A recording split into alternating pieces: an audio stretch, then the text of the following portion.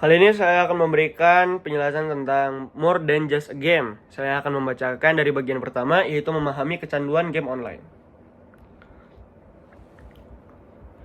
Video game adalah suatu fenomena yang lumayan baru, dan riset tentang dampak bermain game masih sedikit. Pada awalnya, banyak ilmuwan bahkan tidak menganggap game sebagai candu. Sekarang, pendapat populer sudah berubah.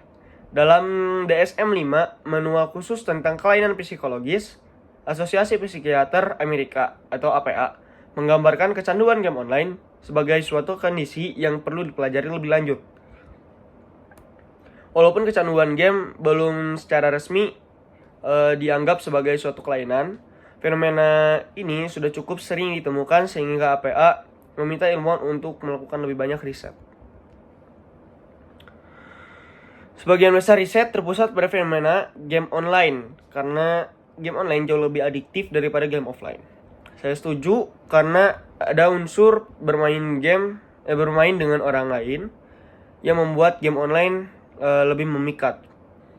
Sebelum kita mengeksplorasi topik ini lebih lanjut, saya ingin Anda memikirkan dua pertanyaan sebelum membaca.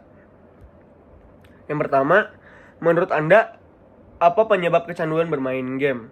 Dan yang kedua, menurut Anda, apa saja dampak kecanduan bermain game?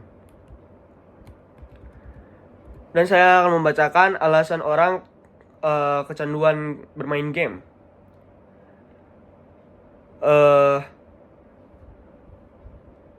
Bermain game itu bukan dosa, tapi video game adalah aktivitas rekreasi yang normal dan berguna untuk bersenang-senang. Saya punya teman yang bisa bermain game selama 4 jam pada satu hari.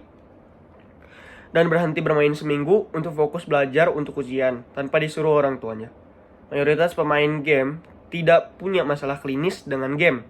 Memang benar, banyak anak-anak yang bermain game secara berlebihan. Tetapi mereka belum tentu bermasalah dengan kecanduan game. Jadi, apa saja perbedaan antara pecandu game dan pemain biasa? Pertama, saya ingin menjelaskan mengapa orang-orang bisa kecanduan bermain game. Perilaku dan sikap pecandu game memang membingungkan bagi teman-teman dan keluarga mereka. Banyak orang tidak paham bagaimana pemain game bisa rela mengorbankan segala sesuatu dalam hidup mereka untuk terus bermain.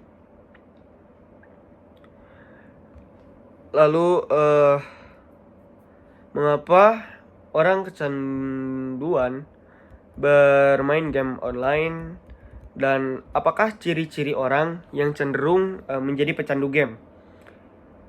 Riset telah menunjukkan bahwa kepribadian dan masalah psikologis tertentu mempengaruhi kemungkinan seseorang menjadi pecandu game online.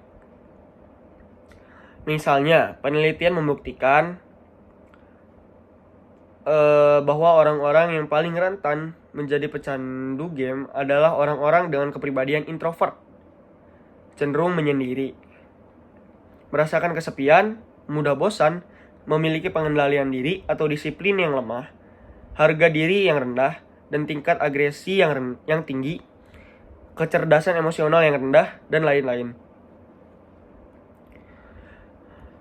Dalam pengalaman saya, banyak orang-orang yang kecanduan bermain game adalah orang-orang yang dianggap jenius dan pintar.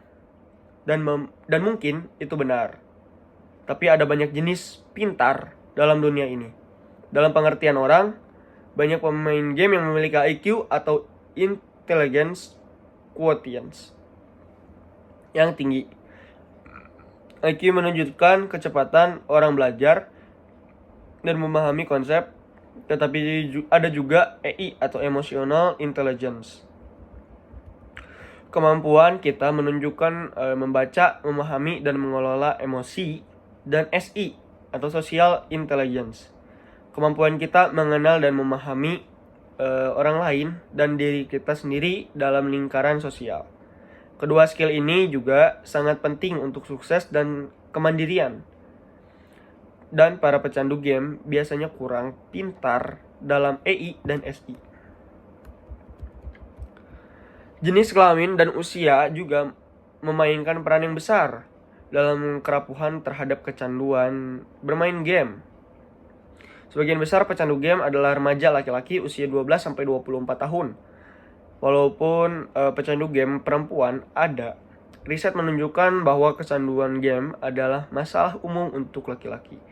Dan renungan hari ini yaitu temanya Giving with Joy. Dari 2 Korintus 9 ayat 7, setiap orang harus memberi sesuai dengan kerelaan hatinya. Jangan dengan sedih hati atau karena paksaan, sebab Allah mengasihi orang yang memberi sebab Allah mengasihi orang yang memberi dengan sukacita. Guys, pernah gak sih kamu tuh dapat hadiah dari seseorang, terus juga tapi seseorang itu kayak gak ikhlas waktu ngasihin barang itu ke kamu? Biasanya pasti sedih dan jadi gak enak kan? Begitu juga dengan Tuhan, memberi yang terbaik tetapi tentang sikap hati yang tulus dan penuh sukacita.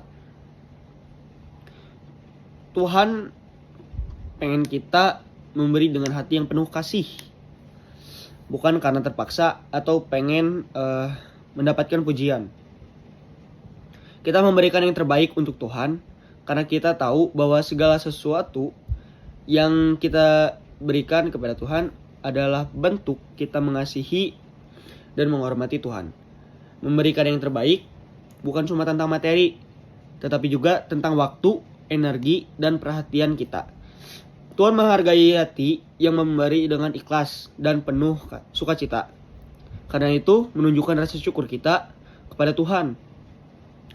Semakin kita memberi, semakin kita belajar buat lebih menghargai apa yang telah Tuhan percayakan kepada kita dan menggunakannya untuk kepentingan kerajaan Allah.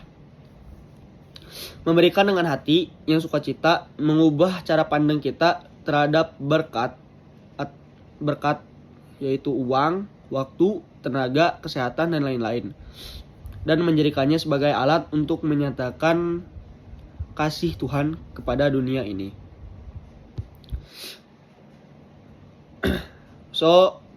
Pesan moralnya yaitu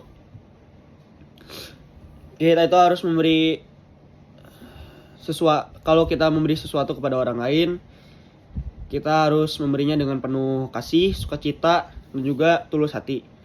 Kalau kita memberikan barang kepada orang lain dengan paksaan, gak niat, sama cuman mau dapet pujian doang, yaitu gak ada artinya sama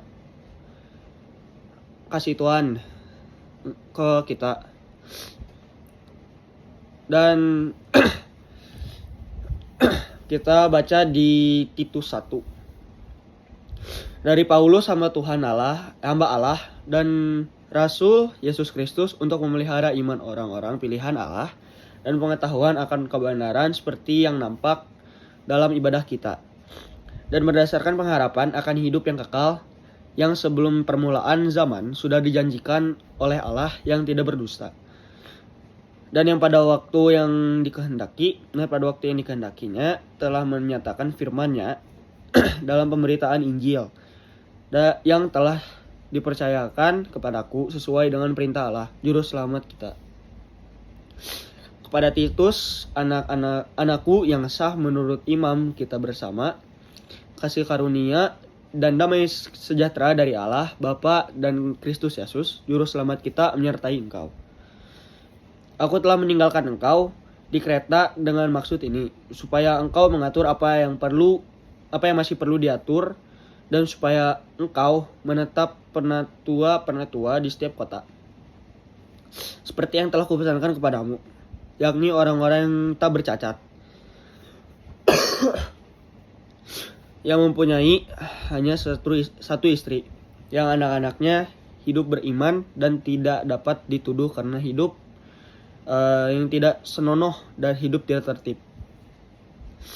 Sebab sebagai pengatur rumah Allah, seorang penilik jemaat harus tidak bercacat, tidak angkuh, bukan pemberang, bukan peminum, bukan pemarah, dan tidak serakah, melainkan suka memberi tumpangan, suka akan yang baik, bijaksana, adil, saleh, dapat menguasai diri, dan berpegang kepada perkataan yang benar, yang sesuai dengan ajaran yang sehat, supaya ia sanggup menasihati orang berdasarkan ajaran itu dan sanggup meyakinkan penentang-penentangnya. Karena sudah banyak orang hidup tidak tertib, terutama di antara mereka yang berpegang pada hukum sunat.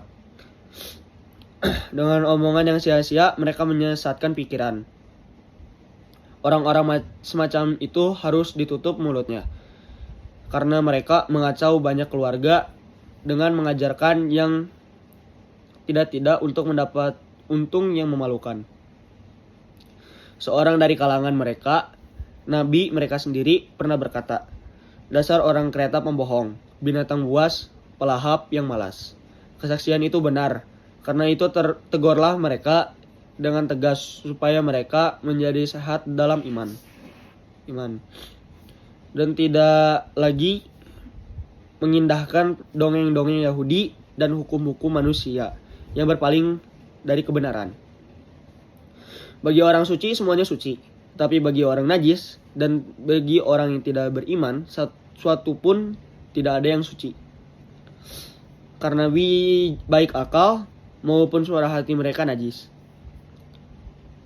Mereka mengaku mengenal Allah, tetapi dengan perbuatan mereka menyangkal Dia. Mereka keji dan durhaka dan tidak sanggup berbuat sesuatu yang baik.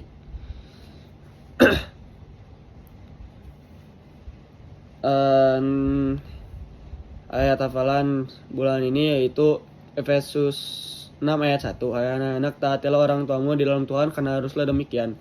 English version, children, obey your parents in the Lord, for this is right.